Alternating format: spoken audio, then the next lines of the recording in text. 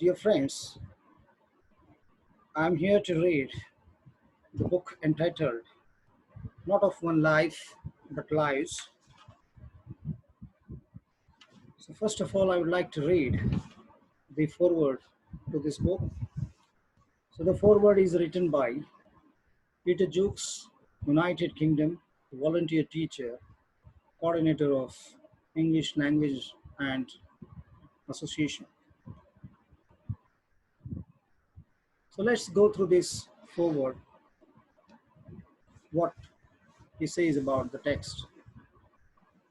First of all, let me show you the cover page of the book. This is the book.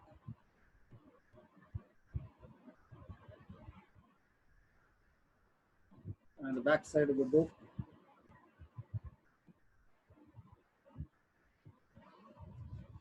So here is a foreword. So let me present it in front of you all. Foreword.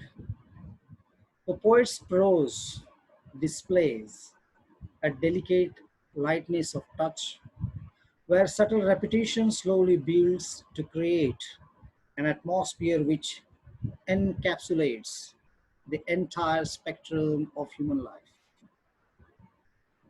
Short staccato pulses of text are writ large with emphatic tautologies, which are then twisted, morphed, and finally stripped bare to show us the true heart of its meaning. At times, we are treated to both sweeping sadness and humor, with allusions to both that of Shakespeare and to more mundane and homely situations. When viewing the poems as a whole, the body of work attempt to reveal to us the cyclical nature and often fertile endeavors we partake, whilst ignoring what is truly important, the importance of human life and of our fellow man. With lofty ideals, the work reveals our innermost nature and both attempts to free of this. In one of my favorite verses, it says, I quote, to a human brain, all knowledge never it teaches. To a human brain, all knowledge never it teaches. Deepest be it rooted, uprooting beyond our reaches. I repeat, to a human brain, all knowledge never it teaches. Deepest be it rooted, uprooting beyond our reaches. Unquote. It shows man's own failings and our insignificance when compared to all of nature. The poet also exposes man's own arrogance in another verse. I quote, God does everything and says, I did nothing. Man does nothing and says, I did everything. Unquote. This stanza demonstrates how, as in Kierkegaard's philosophy, which we would say, we stand before God alone, and here our failings are put on display, where we appropriate creation for ourselves. Human life itself is significant and worthy of veneration. However, we ignore this and concentrate on the unimportant and trivial matters in life, believing that we ourselves can better God. But these poems are not a mere academic exercise and successfully avoid overt moralizing or lecturing. The titles of the poems, short and succinct, are a testament to their accessibility and directness.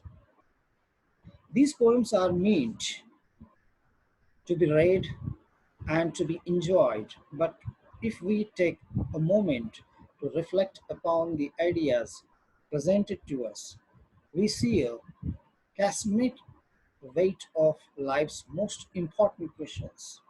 If we take into account Schopenhauer's analysis of the arts, we can see that the poet's work manages to show us the innermost insatiable will of man, and how we must break the chains of quick gratification and elevate ourselves out of the cycle of death and birth.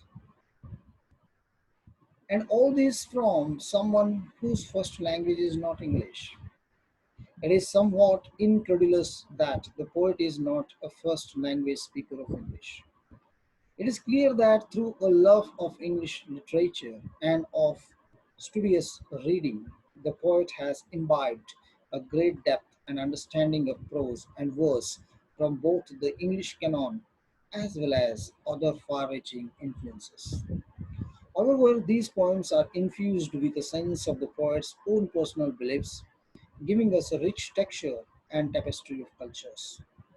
One cannot help but to be reminded of other second language English writers such as Conrad or Nabokov.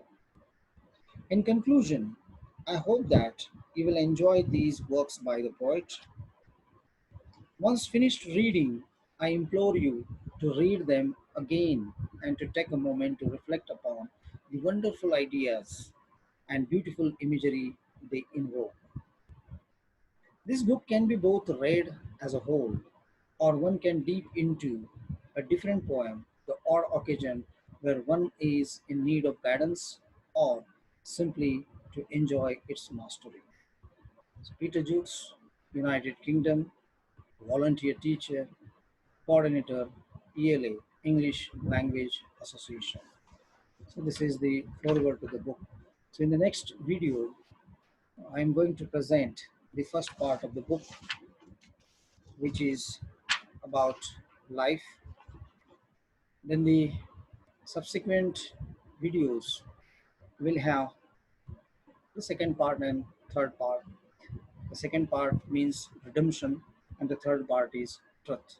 I hope you will go through this text, listen to the text very carefully, and comment on this. Thank you very much.